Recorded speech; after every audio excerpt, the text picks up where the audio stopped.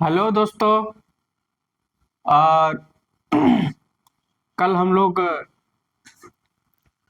DC machine में losses पढ़ रहे थे। तो लासेस में हम लोग कल हिस्टेरिसिस लास पढ़े थे कि हिस्टेरिसिस लास होता क्या। तो हिस्टेरिसिस लास पढ़े थे। तो अब उसी लासेस को आगे हम लोग सेकेंड क्लास चल रहा है लासेस का, तो उसी आगे को हम कंटिन्यू करेंगे। अगर मेरा वीडियो आपको अच्छा लग रहा है कि मैं जो लासेस पढ़ा रहा हूँ डीसी मशीन में आपको अच्छा लग रहा है, तो एक बार लाइक और सब्सक्राइब जरूर कर दीजिए। हाँ, ये आप इंडिया के कोने कोने तक, चाहे बंगाल हो वहां तक फैलाइए, चाहे उड़ीसा हो वहां तक, सब जगह लोगों के साथ शेयर कीजिए। ठीक। अब आगे चलते हैं ED current loss, constant loss में ईडी करेंट लॉस। तो ईडी करेंट लॉस क्या होता है, देखिए आराम से समझिए, कोई भागना नहीं, आराम से समझना है, आराम चलना है। एन है, एस है,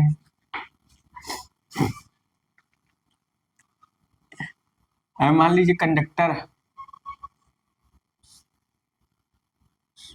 ठीक।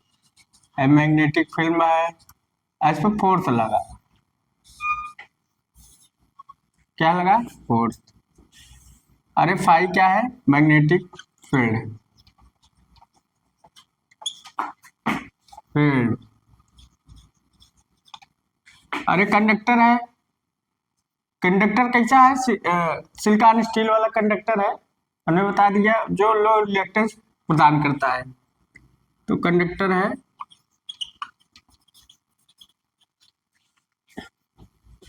स्टेटर पोल्स है। तो क्या होता है, जब हमारा कंडक्टर मैग्नेटिक फील्ड में मूविंग करता है, तो मूविंग करता है तो क्या होता है, फ्लक्स को काटता है। जब फ्लक्स करता है तो इंड्यूस ईएमएफ जनरेट होता है। इंड्यूस ईएमएफ के दौरान इंड्यूस करंट जनरेट होती है, उसे ईडी करंट फ्लो कहते हैं। और ईडी करंट फ्लो के दौरान जो लॉसेज होती है, it is due to losses than eddy current flow, it is called also eddy current losses. मतलब ईडी करंट लॉसेज फ्लो हो रही है, ईडी करंट लॉसेज फ्लो हो रही है, तो उसके दौरान जो होने वाली लॉस होती है ईडी करंट लॉस कहलाती है। समझ गए होंगे कि जो ईडी करंट लॉस मतलब क्या होती है, जो घूमती है, जो भंवर धारा की तरह करंट होती है, उसे ईडी करंट कहते हैं। मगर जो उससे लॉसेज हो रही है उसे क्या बोलते हैं? एडी करंट लॉस कहते हैं। इसे कम करने के लिए हम क्या कहते हैं, कंडक्टर पर हम लोग वार्निश की लेमिनेट कर देते हैं। वार्निश का क्या करते हैं, लेमिनेशन। तो जब लेमिनेशन कर देते हैं तो फ्लक्स का पाथ क्या हो जाता है, लो रिएक्टेंस पाथ मिल जाता है। तो इससे हमारा क्या होता है कि हमारा फ्लक्स कम डिस्ट्रॉय होता है, तो हमारा एडी करंट लॉस कम होता है। तो समझ गए होंगे। अब हम लिखाते हैं कि हमारा जब कंडक्टर मैग्नेटिक फील्ड में घूमता है तो फ्लक्स काटता है, तो कंडक्टर में हमारे इंड्यूस्ड ईएमएफ जनरेट होता है, और जिसके कारण सो इंड्यूस्ड करंट फ्लो होता है। उस करंट को एडी करंट बोलते हैं। और उसके बाद ईडी करंट फ्लो के दौरान जो लॉसेज होती है उसे हम ईडी करंट लॉस कहते हैं। इसे रिड्यूस करने के लिए हम क्या बोलते हैं, लेमिनेशन का प्रयोग करते हैं। ठीक, समझ गए होंगे। एक घूमता है। ठीक, समझ गए होंगे। तो हम लोग लिखते हैं, इसको मिटा देते हैं, बना लीजिएगा, बहुत ज्यादा टिपिकल तो नहीं है।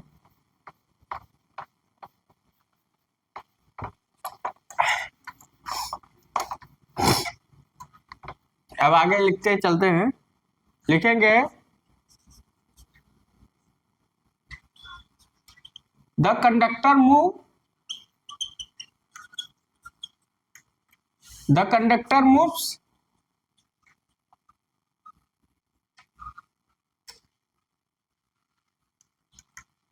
The conductor moves in magnetic field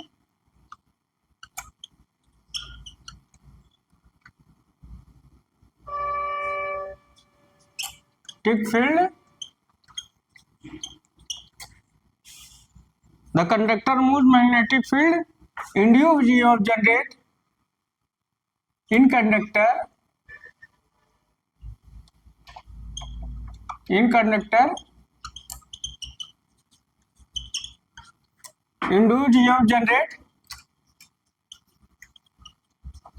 induced of generates so induced current flow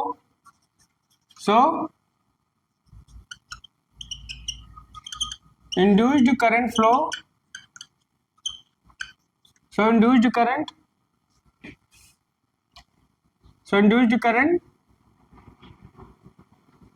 current flow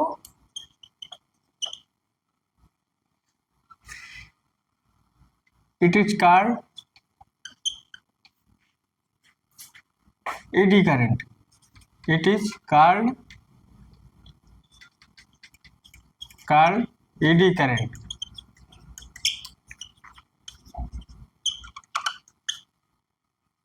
तो यह क्या कहलाती है? एडी करंट कहलाती है. So induced current flow it is called eddy current. अब इसी में लिखेंगे it is due to losses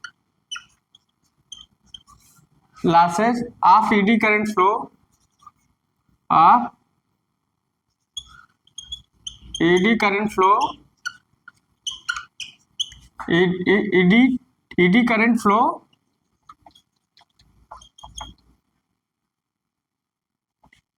is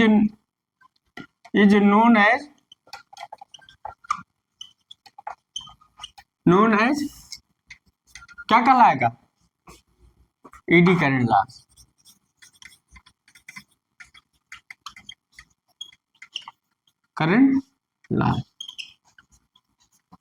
तो क्या कहलाएगा? AD current loss. अब एडी करंट लॉस को कम करने के लिए हम क्या करते हैं? रिड्यूस द लेमिनेशन, मतलब यूज ऑफ लेमिनेशन. तो लिखेंगे use of lamination reduce the eddy current. Use of lamination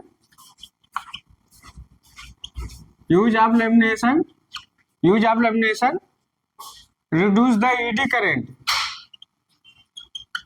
Reduce the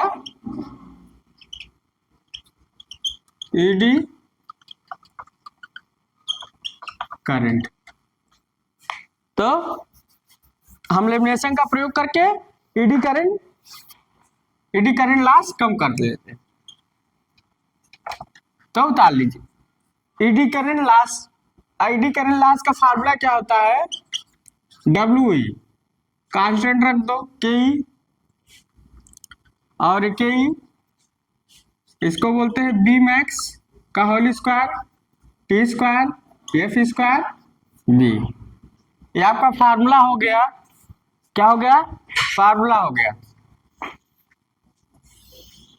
ऐसे हम लोग इसका यूनिट क्या लिखते हैं? वाट. वाट लिखिए. P जितने भी लॉसेज होंगे उसे वाट में लिखेंगे. ठीक, लिख लीजिए आप लोग. ठीक, क्या होंगे? P. इसको उतार लीजिए. तो जब हमारा कंडक्टर मैग्नेटिक फील्ड में मूव करता है तो फ्लक्स करता है तो इंड्यूस्ड ईएमएफ जनरेट होता है. इंड्यूस्ड करंट फ्लो होता है. So induced current flow it is called eddy current. So it is due to losses of eddy current flow is known as eddy current loss. तो उस दौरान जो losses होती है एडी करंट फ्लो के दौरान, उस हमको बोलते हैं AD current loss. AD current loss को कम करने के लिए हम लेमिनेशन का प्रयोग करते हैं. लिख लीजिए आप.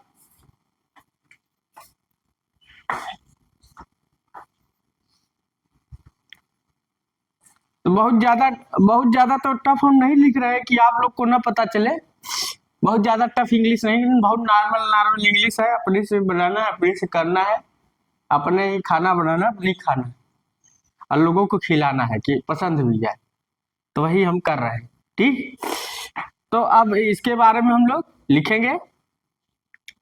थोड़ा जल्दी आप लोग क्या करिए, पुश कर लिया करिए, पुश करने के बाद लिखा करिए।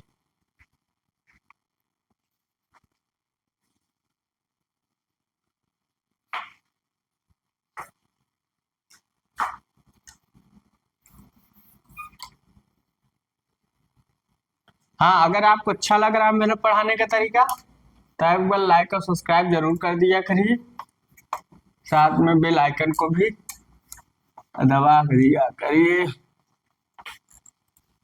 और एक एक चीज के बारे में लिखा देते हैं। के ई को बोलते हैं कांस्टेंट, के ई को क्या बोलते हैं, कांस्टेंट। क्या बोलते हैं, कांस्टेंट। के ई को हम क्या बोलते हैं, कांस्टेंट। के ई को क्या बोलते हैं, कांस्टेंट। और बी मैक्स को बोलते हैं maximum flux density, maximum flux density in core. किसमें, कोर में। T lamination of thickness,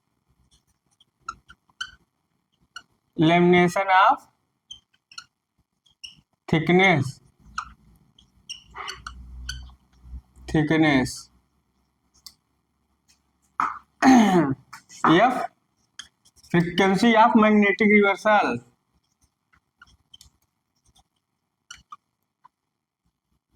frequency of magnetic reversal, frequency of magnetic reversal. V volume of core,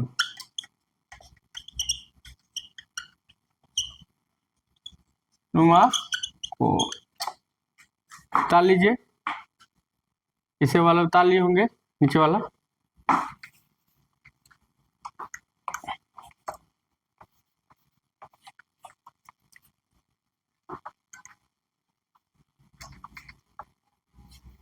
तो कांस्टेंट लॉसेस खत्म हो गई।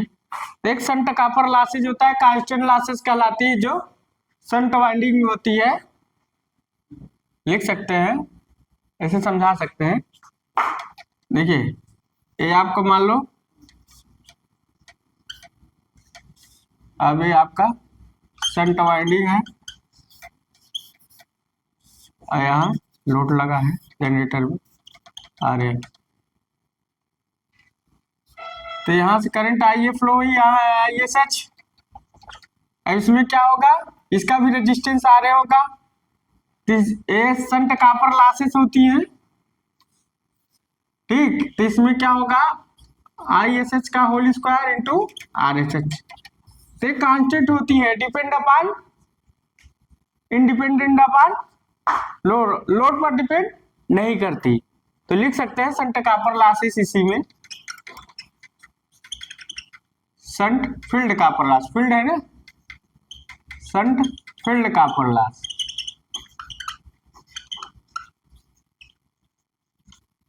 लॉस, तो संट फील्ड कापर लॉस आप लिख सकते हैं,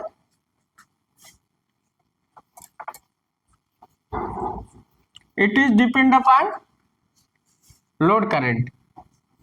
तो संट फील्ड कापर लॉस आपकी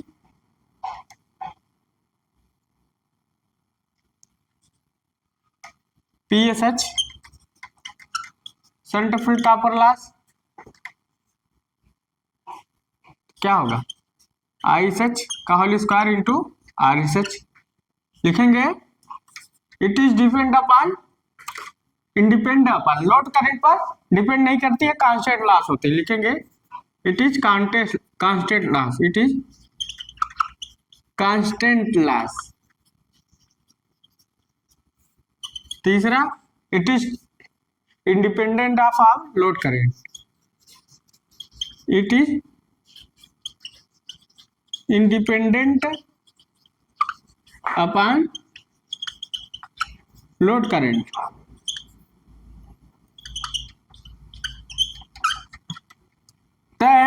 लोड करंट पर डिपेंड नहीं करती। निकाल लीजिए। तो आपके जितने लॉसेस थे हमने सब लिखवा दिए कांस्टेंट लॉस में। अब हम लोग वेरिएबल लॉस की तरफ होते हैं। ठीक, ऊपर वाले ताली होंगे।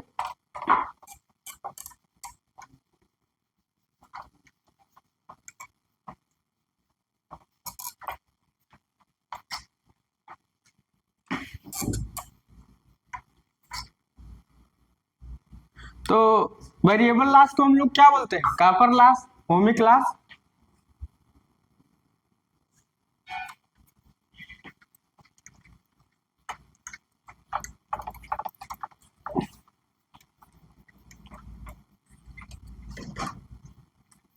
क्या बोलते हैं? वेरिएबल लॉस और ओमिक लॉस। तो वेरिएबल लॉस, आई स्क्वायर लॉस और ohmic loss, omics loss, ohmic loss. तो वेरिएबल लॉस जो क्या करता है, वेरी करता है। It is depend upon load current. Load current के अनुसार लॉसेज होता है। जितना लोड हो रहा होगा उतनी लॉसेज होगी, और जितनी लॉसेज होगी उतना आर्मेचर रिएक्शन होगा, उतना मैग्नेटिक फ्लक्स डेंसिटी ज्यादा होगी और उतना आयरन लॉस होता है। तो it is depend upon load current लिखेंगे। It is depends upon load current. It depend upon load current, या लोड करंट पर डिपेंड करती है।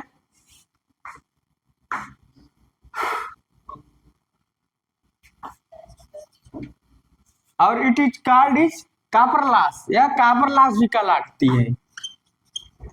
It is also known as, क्या बोलते हैं? कॉपर लॉस भी बोलते हैं। ठीक, तो it depend upon load current पर डिपेंड करती है। It is also known as copper loss, तो कॉपर लॉस कहलाती है। ठीक, तो ये आपका वेरिएबल आई स्क्वायर और ओमिक लॉस कहते हैं, इसी के अंतर्गत कॉपर लॉस आती है। अब हम लोग वेरिएबल लॉस धीरे धीरे करके पढ़ते हैं। तो पहला कॉपर सीरीज फील्ड लॉस, या कॉपर लॉस के अंतर्गत तो series field loss, series field या shunt field copper loss, armature copper loss लिखेंगे।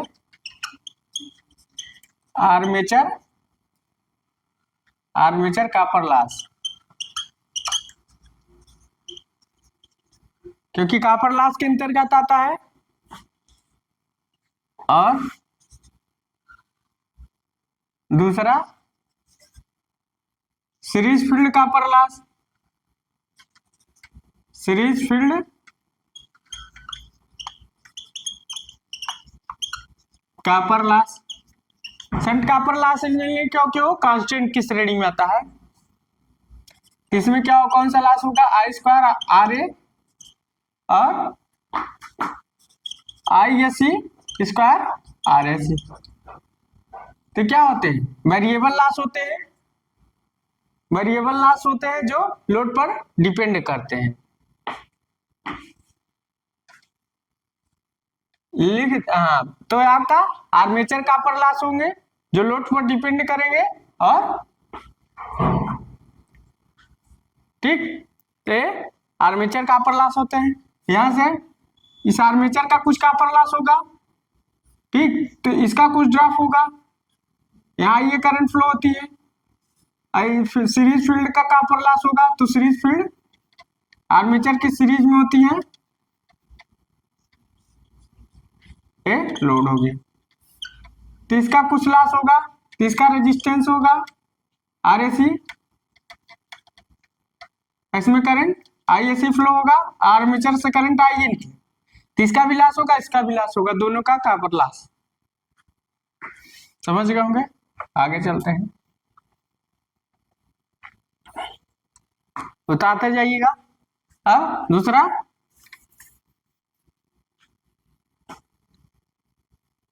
Bruce loss, brush drop loss,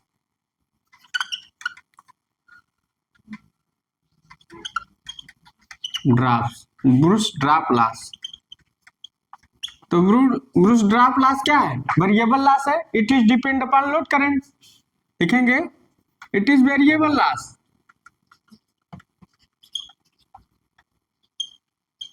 variable loss depend upon load current. पहला नंबर लिख लो। दूसरा, it is depend upon load current, it is depends upon load current. ताल लीजिए, तब आगे चलते हैं। तो यह किस पर डिपेंड करती है? लोड करंट पर डिपेंड करती है। ठीक, ताल लीजिए जल्दी।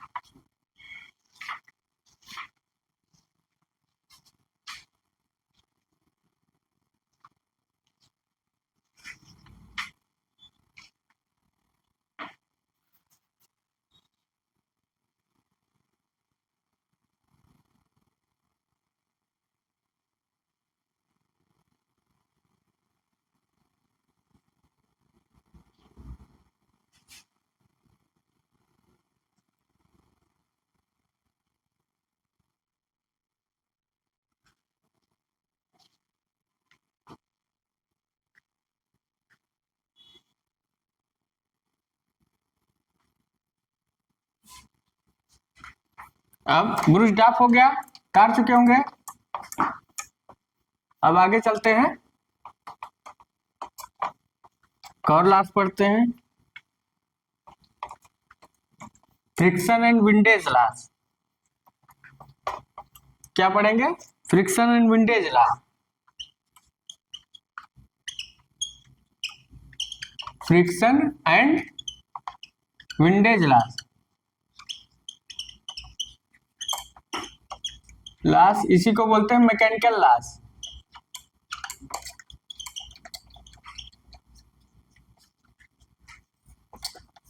तो friction windage loss it is constant variable loss होती है। क्या होती है? कांस्टेंट लॉस होती है। फ्रिक्शन विंडेज लॉस क्या होती है? कांस्टेंट लॉस होती है। लोड करंट पर डिपेंड नहीं करती, स्पीड पर डिपेंड करती है। लिखेंगे इट इज कांस्टेंट लॉस, लिखेंगे not depend upon load current, depend upon, not depend upon load current, not depend upon load current. दूसरा, it is depend upon speed, it is depends upon speed. तीसरा जो friction होता है, friction windage losses होता है, Bruce में friction होता है और बीरिंग में फ्रिक्शन होता है और विंडेज फ्रिक्शन होता है। इट कंसिस्ट ऑफ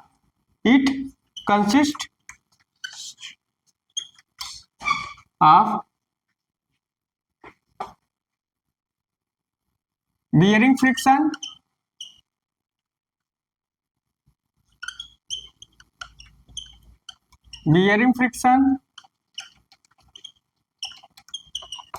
और brush friction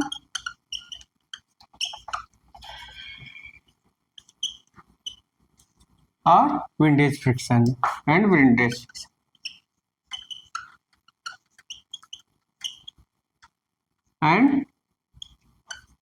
windage friction.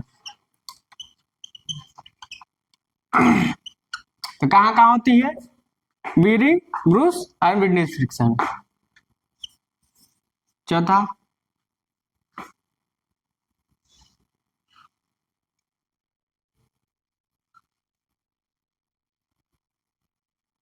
Mechanical plus no load core loss, it is depend upon speed. लिखेंगे mechanical and core loss, no load core loss, no load core loss, it is depend upon speed, depends upon speed।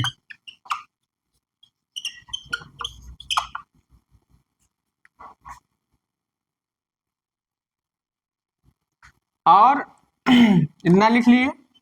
अब mechanical अगर देखा जाए, हाँ उतार लीजिए इसको, तो आपका फ्रिक्शन एंड विंडेज लॉस होता है जो कि कांस्टेंट होता है, स्पीड पर डिपेंड करता है, लोड करंट पर डिपेंड नहीं करता, not depend load current, not depend upon, यहाँ अपन लिख सकते हैं, तो not depend upon load current, तो लोड करंट पर डिपेंड नहीं करता। अपन न समझ में आ रहा होगा, यहाँ सही से लिख लो अपन, ठीक, लोड करंट। तो लीजिए, it is depend upon speed, it consist of bearing friction, brush friction and wind friction, mechanical no load core loss, it depends upon speed।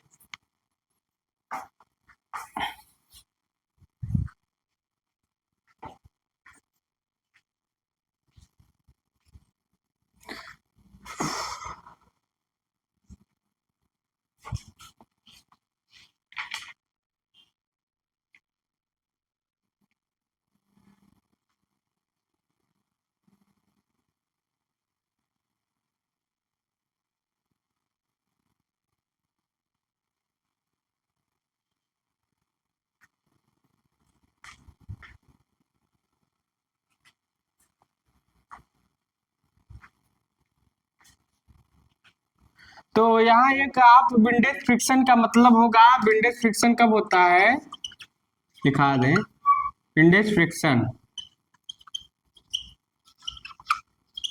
Windage friction इसको बोलते हैं एयर फ्रिक्शन, लिख लीजिएगा, air friction of rotating of armature, rotating armature,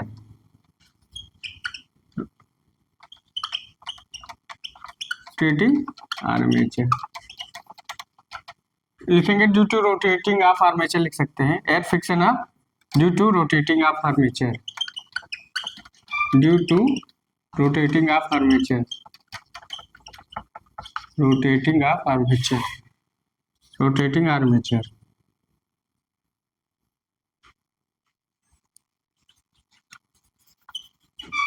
तो windage friction समझ गए होंगे कि विंडेज फ्रिक्शन है क्या, एयर फ्रिक्शन होता है जो रोटेटिंग आर्मेचर जब रोटेट करता है तब एयर फ्रिक्शन होता है, इसी को हम विंडेज फ्रिक्शन बोलते हैं। ताले से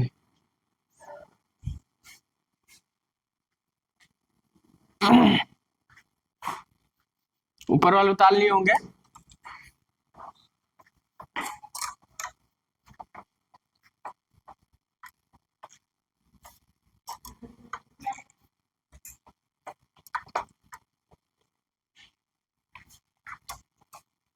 अब हम लोग straight load loss,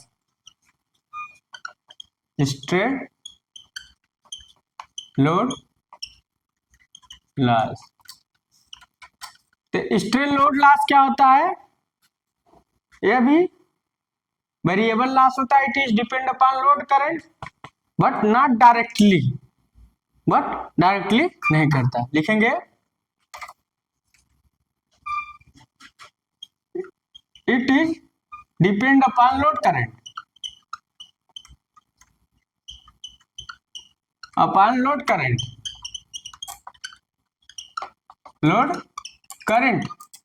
but not directly नहीं होता, डायरेक्टली। ठीक, तो नीचे वाला लिख लिए होंगे।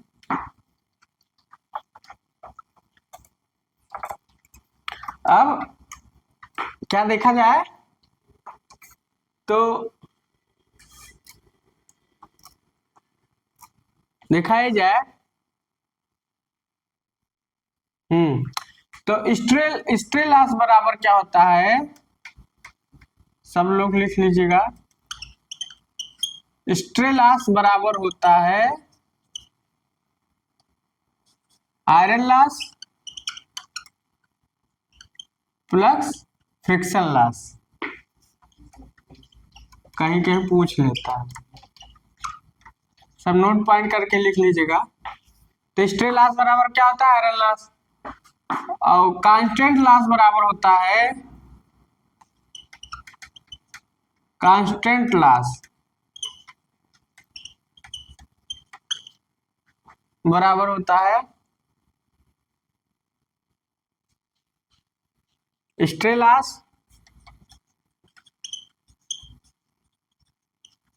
प्लस कांस्टेंट लॉस बराबर होता है stray loss plus shunt copper loss, shunt copper loss. और एक होता है मैकेनिकल लॉस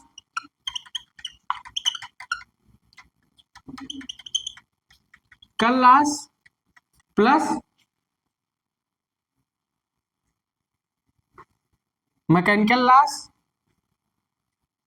या इसको लिखिए no load rotational loss,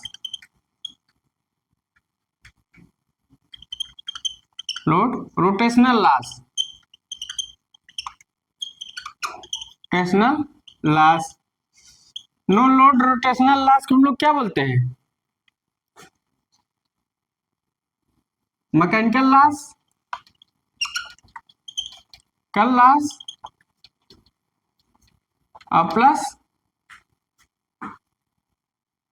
no load plus no load core loss. ताल लीजिए, ऊपर वाला ताल लिए होंगे। स्ट्रेट लोड लॉस क्या होता है?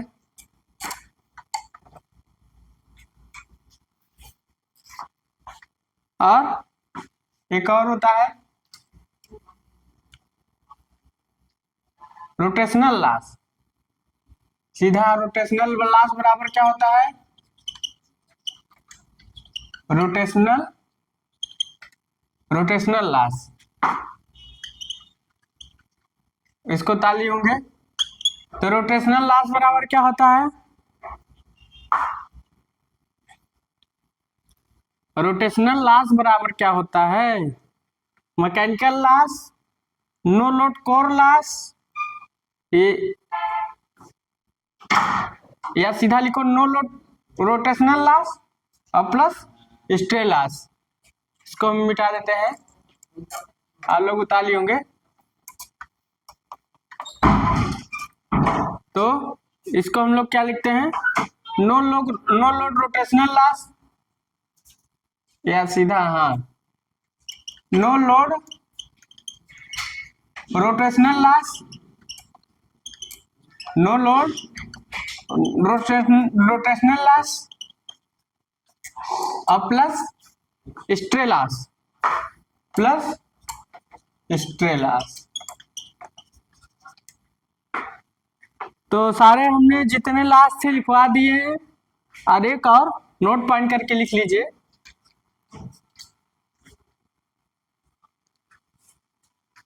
ऊपर वाला उतार लीजिए।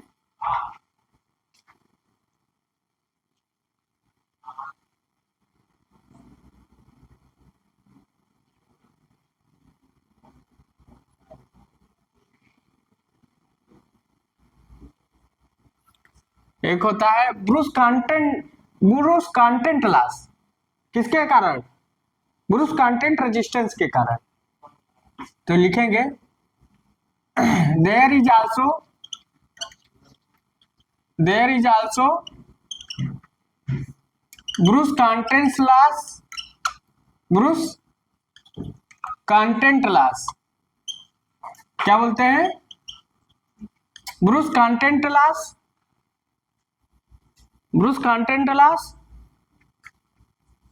Due to brush contact resistance, due to Bruce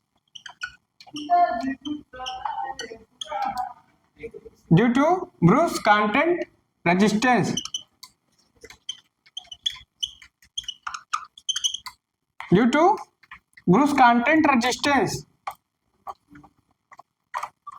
due to brush contact resistance. और रेजिस्टेंस किसके बीच होता है? लिखेंगे resistance between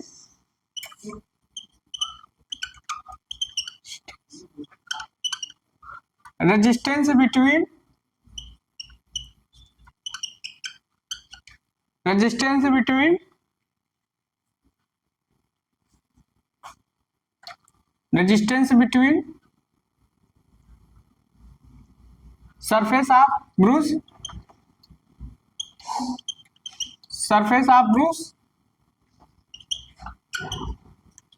and surface of commutator, surface of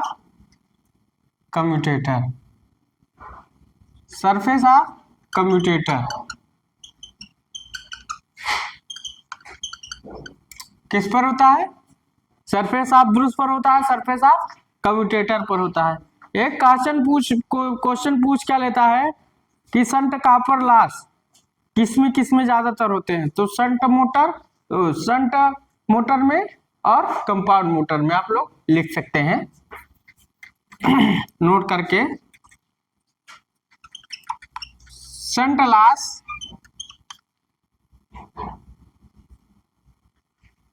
इसको शंट लॉस किसमें होते हैं? लिख सक लो शार्ट फॉर्म में। Shunt motor, shunt copper loss. इसको पहले उतार लीजिए तो बताते हैं।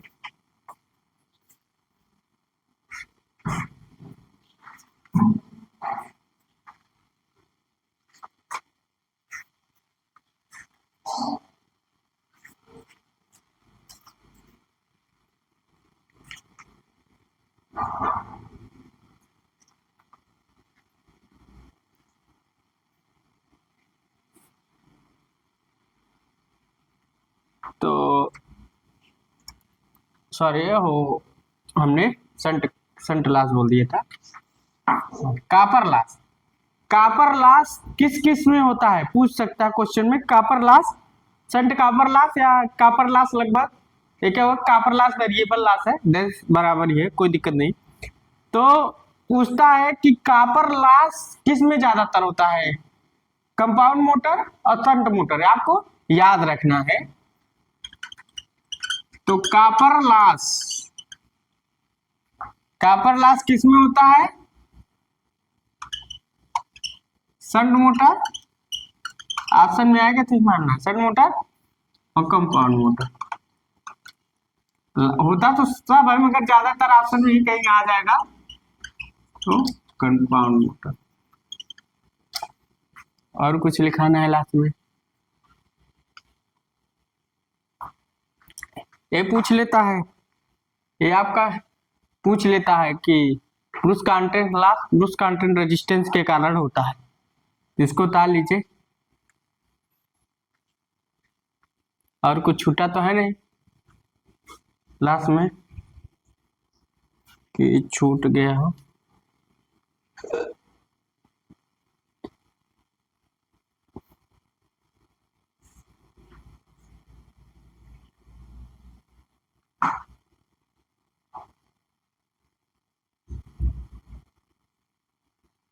तो आप लोगों के लिए जितना लॉसेस था, कॉपर लॉस, अगर कुछ होगा तो बताएंगे, ध्यान में आ रहा है हमारे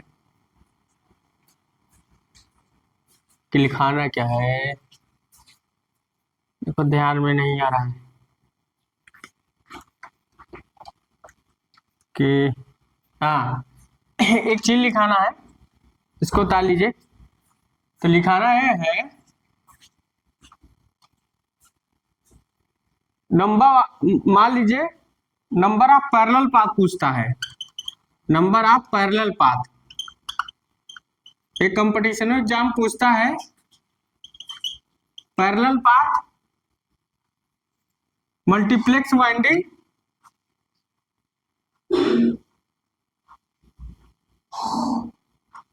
in lab, number of parallel path in multiplex winding, multiplex winding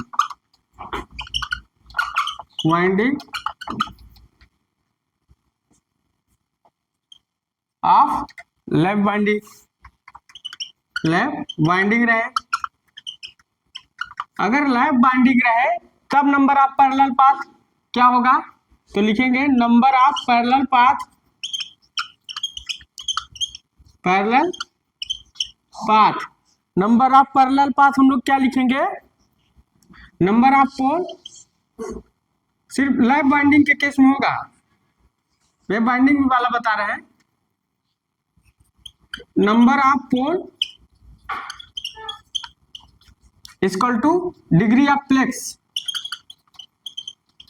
degree of plex. तो फार्मूला हो गया कि नंबर ऑफ जो पैरेलल पाथ होते हैं वो क्या होते हैं, लैब बाइंडिंग में नंबर ऑफ पोल और डिग्री ऑफ प्लेक्स। अब आगे हम लोग लिखते हैं, आगे लिखते हैं और आगे चलते हैं, दूसरा नोट पॉइंट करके लिखेंगे नंबर ऑफ, अब यही लैब बाइंडिंग केस में अब लिखेंगे लैब वेब बाइंडिंग केस में, वेब बाइंडिंग केस में